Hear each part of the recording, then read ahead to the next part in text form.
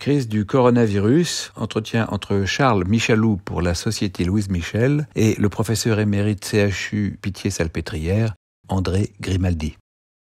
L'ancienne ministre de la Santé Agnès Buzyn avait dit que tout était prêt en cas d'extension de l'épidémie apparue en Chine dès la fin 2019. La réalité s'est révélée malheureusement bien différente. Les hôpitaux et les réseaux de santé manquent de tout ou presque et sont pour beaucoup débordés. Comment expliquer ce retard ? Imprévision, incompétence ou aveuglement politique ? On s'est trouvé totalement démunis face à l'épidémie de coronavirus en raison d'un choix politique qui a été de traiter la médecine et la santé comme une marchandise comme une autre, avec un souci de rentabilité immédiate. Donc depuis des années, on a traité l'hôpital comme une entreprise, avec un mode de financement à l'activité qui faisait que il fallait surtout pas avoir des lits vides, il fallait travailler à flux tendu, et comme tout cela se faisait dans une contrainte budgétaire à partir de 2008, année après année, il faut savoir que, en gros, pendant 10 ans, on a demandé chaque année à l'hôpital 800 millions d'économies.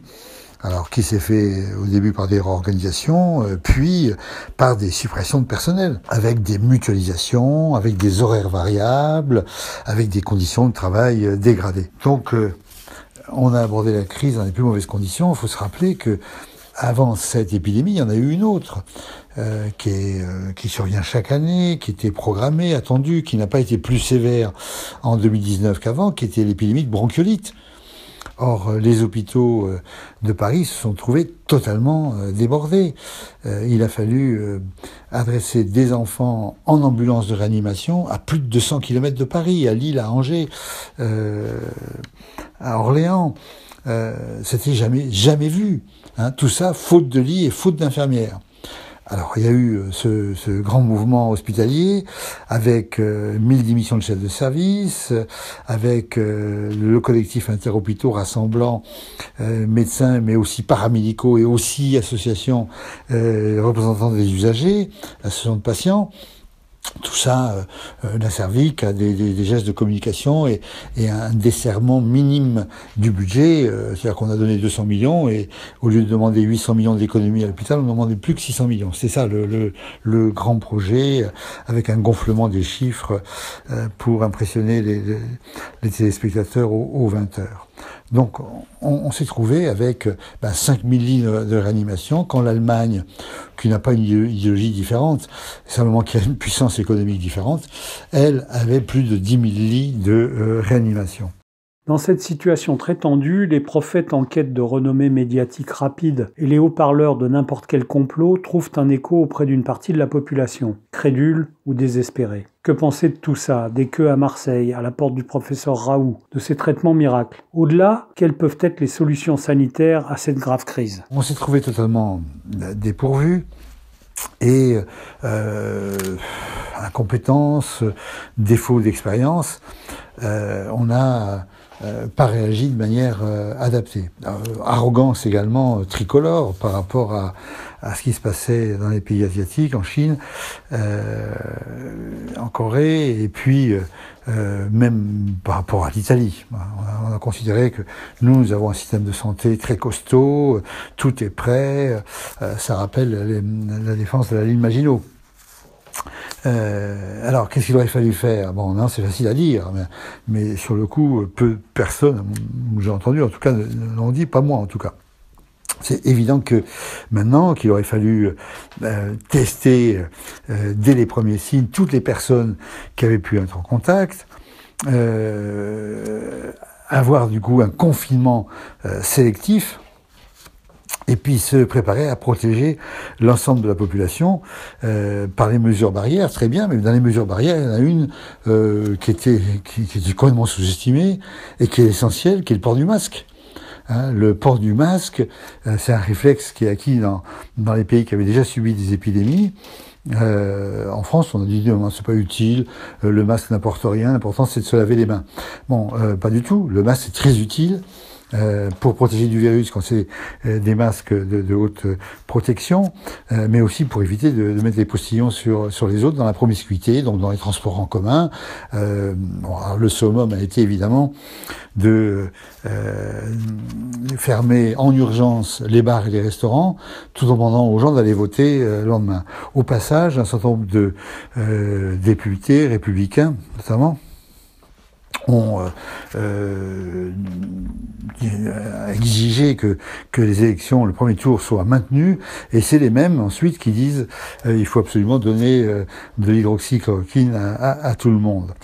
Après avoir favorisé l'infection des personnes qui allaient voter, c'est normal qu'on veuille les traiter. Alors que faut-il penser de cette hydroxychloroquine? L'hypothèse, elle est pas du tout absurde, d'ailleurs c'est des gens très compétents qui l'ont promu, seulement qu'il y a un problème, parce qu'on dit que ça marche qu'au début de la maladie. Et d'un point de vue raisonnement du mode d'action de cette molécule, c'est logique de penser ça, que si on le donne en réanimation, c'est trop tard. Très bien. Donc il faut le donner au début de la maladie. Mais au début de la maladie, 85% des personnes vont guérir spontanément. Donc pour savoir si on est efficace, faut deux choses. Il faut un groupe contrôle, inévitablement. C'est-à-dire qu'on ne peut pas savoir si les gens ont guéri, si on n'a pas ceux qui ont pris la molécule par rapport à ceux qui l'ont pas pris. Autrement, on va dire, voilà, j'ai pris la molécule, donc et je suis guéri, donc c'est l'action de la molécule. C'est pas du tout, c'est l'évolution spontanée, puisque 85% des gens guérissent spontanément, voire certains n'en sont même pas malades, savent même pas qu'ils ont eu, qu'ils ont contracté le coronavirus. Alors ça, c'est la première chose. Deuxième chose, sur quoi juge-t-on le résultat ? Alors on me dit, logiquement, on dirait on le juge sur l'aggravation, c'est-à-dire la nécessité d'hospitalisation, pire la nécessité de recevoir de l'oxygène, pire encore la nécessité d'aller en réanimation, et enfin le taux de mortalité.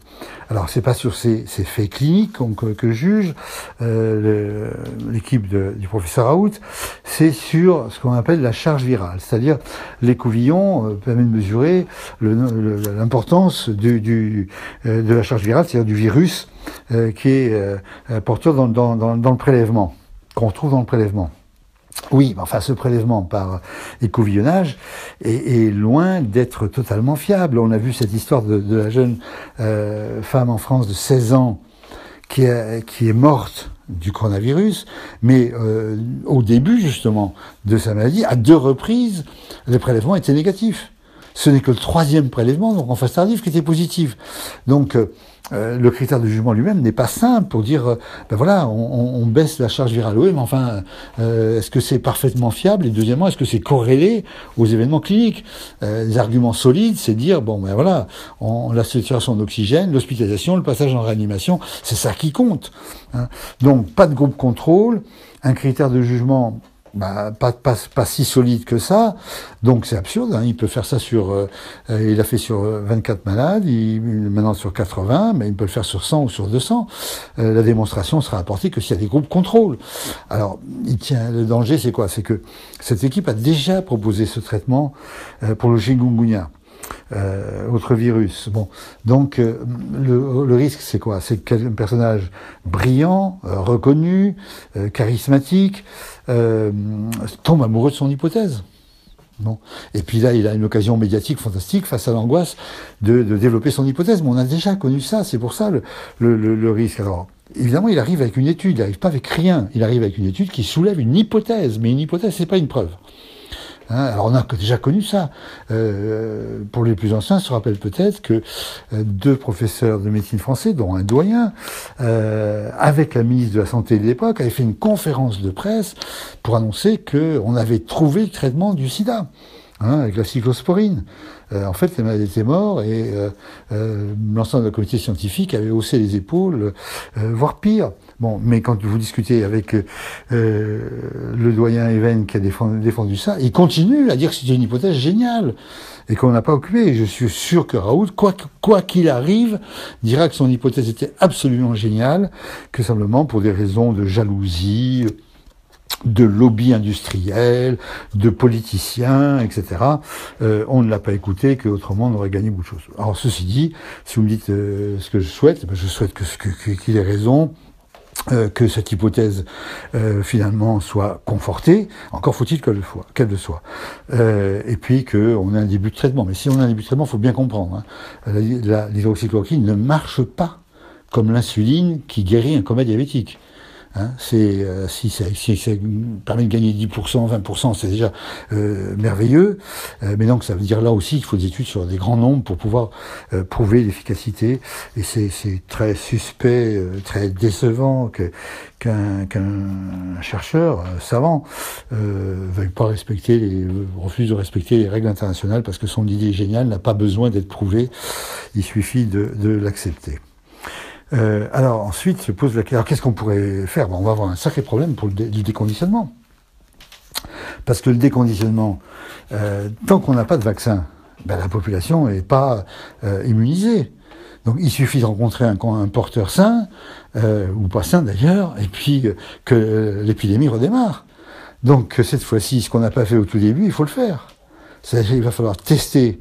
Alors on peut tester de deux manières, soit en dépistant le virus dans les prélèvements du pharynx ou du nez, soit en détectant les anticorps dans le sang. Alors ça c'est beaucoup plus fiable, mais prochainement je pense qu'on aura les tests qui permettront de voir la sérologie, c'est-à-dire les anticorps, savoir les gens qui ont rencontré le virus, qui ont attrapé la maladie et qui sont immunisés et a priori ne transmettent plus du tout le virus. Donc le déconditionnement doit se faire de manière progressive, avec beaucoup de textes, et en maintenant le conditionnement personnel ambulatoire, c'est-à-dire le masque. Le masque, il est donc fait pour les soignants, en première ligne, comme dit le président de la République, mais aussi pour, et aujourd'hui c'est d'ailleurs assez scandaleux, que un certain nombre de professions exposées, transporteurs, caissiers, postiers, pompiers, policiers, n'aient pas de masque. Alors ajoutons que les soignants qui ne sont pas directement en réanimation ont également un manque de surblouse, un manque de masque, et que si ça continue, on risque d'avoir quelque chose de très grave, c'est-à-dire un droit de retrait. Hein, c'est pas la guerre. On peut pas demander aux soignants qui ne demandent pas à être des héros d'aller s'exposer pour être contaminés eux-mêmes. Enfin, c'est invraisemblable, y compris affaiblir les moyens de défense du système de santé. L'hôpital, et plus largement la santé publique, ont été les victimes des politiques de restriction et de rentabilisation conduites depuis au moins une dizaine d'années. Avec la crise et la large reconnaissance du rôle des soignants, le pouvoir, malgré les récentes déclarations du président Macron, pourra-t-il quand même tenter de progressivement revenir au jour d'avant, quand la pandémie sera enfin enrayée ? Pour le déconditionnement, ça sera il faut des masques et il faut des tests. Le troisième problème, c'est de l'après. Alors on a entendu le président de la République dire que il y a des activités sociales très importantes qui doivent échapper aux lois du marché. Bon, très bien, c'est un repentir en quelque sorte, c'est une espèce d'aveu. Enfin, ça fait des mois, des années que nous le répétons. Pour la santé, c'est évident. Il n'y a pas que la santé, c'est évident aussi pour l'éducation, pour plein d'autres sujets. Mais pour la santé, c'est pas un hasard si chaque 1er janvier, chacun dit et d'abord la santé. Bon, et c'est pas un hasard non plus si la sécurité sociale a été construite avec un budget propre, indépendant de celui de l'État. Alors, ça suppose de passer aux actes ensuite. Le premier acte, d'ailleurs, serait d'abroger ce qui a été décidé il y a 1 an. C'est-à-dire que le budget de la sécurité sociale, les cotisations, les ressources de la sécurité sociale doivent être sanctuarisées. Il ne faut pas que l'État puisse puiser dedans. Or, il y a 1 an, a été abolie la loi Veil de 1984 qui faisait que, à chaque fois que le gouvernement décide l'exonération de cotisations, il doit intégralement compenser la sécurité sociale. Alors, c'est plus le cas. Alors, à la suite du mouvement des Gilets jaunes, l'État a piqué, on peut dire, volé 2,5 milliards, plus de 2,5 milliards dans le budget de la sécurité sociale. Ça nous ramène à si l'État fait ça, la sécurité sociale ensuite, elle doit diminuer ses prestations, que ce soit vers l'hôpital ou vers les retraites, autre sujet.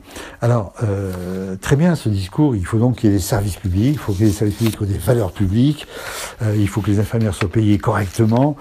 Nous sommes en 28e position sur 32 pays de l'OCDE dans le salaire des infirmiers par rapport au salaire moyen du pays. C'est honteux. Si on voulait revenir à la moyenne de l'OCDE, pour ce qui est des infirmiers, ça supposerait une augmentation de 500 €. Alors quand les urgentistes demandaient 300 €, on se dit finalement c'est raisonnable leur demande. De même, les praticiens hospitaliers dans les régions, les 25 postes de praticiens hospitaliers ne sont pas pourvus. Tout simplement parce que si l'hôpital doit travailler comme une clinique commerciale, quel est l'intérêt d'y rester si en plus on y est moins bien payé, que les conditions de travail sont plus pénibles? On voit même des professionnels qui quittent l'hôpital pour revenir comme intérimaires travailler à l'hôpital et être beaucoup mieux payés. Ou revenir sur leur temps de repos avec un paiement contractuel en plus de leur salaire. Enfin bon, on est dans la destruction du service public hospitalier. Alors, très bien, on peut espérer ça. On peut dire de cet incendie sur cette terre ravagée peuvent pousser des fleurs magnifiques, des roses peuvent s'épanouir. Oui, ça c'est vrai, c'est la version de la résilience par Boris Cyrulnik. Du grand malheur peut naître une créativité magnifique, géniale, on voit ça dans l'espèce humaine, mais enfin, du grand malheur peut aussi naître des ronces, des horreurs, et on voit ça aussi dans les grands drames humains après les grandes guerres. Il n'y a pas que des fleurs. Alors dans les ronces, on peut avoir plusieurs variétés. On peut avoir la variété Marine Le Pen, avec les boucs émissaires étrangers, et puis la xénophobie, l'atteinte aux libertés, etc., etc. Enfin bon, on connaît ce mouvement, ses origines. Et puis on peut avoir aussi l'autre version qui est habituelle maintenant. C'est quand le néolibéralisme bute ou échoue, il dit c'est parce qu'on n'a pas été assez loin. On s'est arrêté à mi-chemin. Alors on peut faire un scénario, qui sera habillé évidemment, pas un scénario brutal, mais ça peut être par exemple, l'État a dit qu'il reprenait un tiers de la dette des hôpitaux, 10 milliards sur 3 ans. Alors tout ça, on ne sait pas très bien ce que ça fait en argent réel liquide pour les hôpitaux, mais on peut imaginer que Macron, dans un geste d'une immense générosité, décide, suite à cette crise, l'État reprend toute la dette des hôpitaux. Laquelle dette, d'ailleurs, il faut s'interroger d'où elle vient, parce qu'elle vient des décisions de l'État de demander aux hôpitaux de s'endetter sur les marchés. Ce qui est un truc invraisemblable qui vient de loin. Donc, disant ça, il apparaît comme très généreux, 30 milliards de reprise de dette des hôpitaux. Mais, évidemment, il y aura il y aura une contrepartie. L'État ne peut pas faire ça alors que le pays est en souffrance, alors qu'on demande un effort à tout le monde, sans contrepartie. Alors, la contrepartie pourrait être, pour revaloriser les carrières, il faut pouvoir sortir de ce carcan, n'est-ce pas, qui est le statut de la fonction publique. Et donc, on pourrait avoir une avancée vers des contrats individuels avec des contrats d'activité qui permettraient de payer beaucoup mieux les chirurgiens, les anesthésistes, les réanimateurs qui nous manquent, enfin voilà, mais à condition d'accepter de sortir de ce carcan du statut de la fonction publique, tout ça avec évidemment l'important, c'est le régulateur, c'est le cahier des charges, d'accord, on peut, et d'ailleurs je suis frappé du fait qu'on insiste beaucoup sur l'aide du privé, sur la mobilisation du privé tout autant que du public, c'est pas tout à fait exact. C'est-à-dire que le privé peut arriver en secours, en complément, mais n'est pas du tout apte, et puis c'est assez logique au fond, il n'est pas fait pour ça, et il a été fait pour les cataractes ambulatoires, le canal carpien, la prothèse de hanche, une sorte d'activité tout à fait utile, standardisée, qui est jugée comme rentable, la chirurgie de l'obésité, les varices, la pose de pacemaker, la pose de stent coronarien, toute activité en gros de type chirurgie ambulatoire ou médecine interventionnelle, qui sont les deux grands sujets de la santé, c'est d'une part les urgences et les risques épidémiques. On l'a vu, y compris la petite épidémie de bronchiolite dramatique, et puis cette qu'on vit là, dont on ne sait pas quelles seront les issues, qui seront longues, ne vont pas être rapidement réglées. Tant qu'on n'a pas de vaccin en tout cas, et puis l'autre épidémie qui passe sous silence là, mais qui également va payer le prix fort de notre incurie, c'est l'épidémie des maladies chroniques. 20 millions de personnes en France. Qui pour le moment vont voir leurs soins reportés ou faire dans des lieux moins spécialisés. Enfin, une médecine dont on a trouvé un très très joli nom, c'est en mode dégradé. Alors en mode dégradé, ça veut dire de qualité moindre. Alors quand c'est pas donc dans l'aigu, la vie ou la mort tout de suite, ça se voit moins. Donc voilà pour l'avenir, donc c'est pour ça que je pense qu'il ne faut pas se taire aujourd'hui, si ce n'est pas ergoter sur des mesures comme le confinement, donc qui est aujourd'hui absolument indispensable, total, le plus sérieux possible, le plus respectueux possible des règles, mais inversement ne pas se taire sur les erreurs de la politique passée, enfin même l'aberration de la politique de santé passée, et les erreurs dans la conduite de la crise, de conduite des décisions à prendre face à la crise. Une large coalition de groupements d'avocats, de médecins, dont le collectif Interhôpitaux dont tu es animateur, d'associations actives dans le domaine sanitaire, viennent de lancer une démarche en direction du Conseil d'État en vue des réquisitions nécessaires pour produire d'urgence les produits et matériels manquants pour pallier l'insuffisance criante dont se plaignent tous les acteurs de santé. De quoi s'agit-il? Avec quel objectif et quelle perspective? Il y a un appel qui vient des soignants, qui manque de tout, qui manque évidemment des masques. On en parle beaucoup, mais des surblouses, on a vu des photos avec des soignants se couvrant de sacs poubelles pour se protéger. Enfin, c'est aberrant. Manque de charlotte, manque de lunettes de protection, manque de surchaussures, mais manque de médicaments. Manque de médicaments et de médicaments pour les soins intensifs, c'est-à-dire un manque de curare qui permet d'intuber les personnes. On est en train de rationner les quantités. Manque de morphine pour la fin de vie ou d'Hypnovel qui permet la sédation. Enfin donc il y a une angoisse majeure. Alors le Premier ministre y a fait allusion dans sa longue intervention avec les professeurs de médecine. Il a dit « Je ne veux pas cacher mes inquiétudes sur la tension sur le marché mondial des médicaments ». Oui, d'accord, mais enfin, cette tension, elle existe depuis longtemps. Il y a eu des ruptures de médicaments tout à fait essentielles, comme le Cortencil, comme des antinéoplasiques anciens, toujours très utilisés, et aucune décision n'a été prise. C'est-à-dire les principes actifs de ces médicaments sont produits en Inde, en Chine, avec une chaîne internationale de production qui fait que les façonniers sont des sous-traitants en France. Tout ça avec une idée de rentabilité maximum, que l'industrie pharmaceutique ne veut pas avoir des stocks qui immobilisent des fonds qui coûtent cher, et elle travaille avec des sous-traitants, que ce soit d'ailleurs pour la recherche, c'est vraiment pareil. L'industrie pharmaceutique ne fait plus de recherche pour l'essentiel. Elle achète des start-up à des prix exorbitants. Et ensuite, elle fait des études pour la mise sur le marché. Voilà pourquoi on a, avec des avocats et des juristes, fait un référé auprès du Conseil d'État pour que on arrête le langage de guerre, mais qu'on fasse une économie de guerre. C'est-à-dire que tout ce qui peut être produit en France, en termes de masques à partir de l'industrie textile, en termes de produits pharmaceutiques, de principes actifs à partir de la chimie et de l'industrie pharmaceutique. Bon, tout ça, c'est pas des choses qui apparaissent comme techniquement incroyables, qu'on ne peut pas produire. Des respirateurs. Bon, on a vu que même Trump a réquisitionné General Motors. Bon, enfin, donc il y a des réquisitions.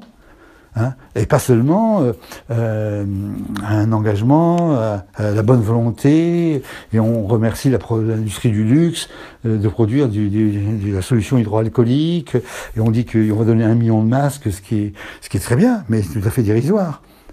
Donc les mesures doivent être prises pour que l'ensemble des possibilités industrielles françaises, alors ça devrait être au niveau de l'Europe, mais enfin bon, soit complètement tourné dans la lutte contre le virus. Alors bien il y a aussi une logique de fatalité, de dire, bon, il faut éviter que tout le monde soit malade en même temps, parce que alors là, le système sera complètement débordé, donc il y aura un nombre de morts considérable, mais étalons l'affaire, c'est-à-dire que il faudra bien que, tant qu'on n'a pas de vaccin, 50% et au mieux 75% de la population est contaminée par le virus pour qu'on puisse s'en débarrasser. Ce qui mettra des mois et des mois, avec des périodes de confinement partiel, reconfinement, déconfinement, etc. Donc, qui est une position un peu cynique, je veux dire. Bon, c'était celle ouverte de Boris Johnson au tout début de la crise, sur laquelle il a dû revenir. Donc voilà, donc je pense que il faut dès aujourd'hui préparer l'avenir et ne pas penser que parce que nous avons eu raison, l'avenir s'annonce forcément plein d'espoir. On peut avoir mieux, mais on peut aussi avoir bien pire.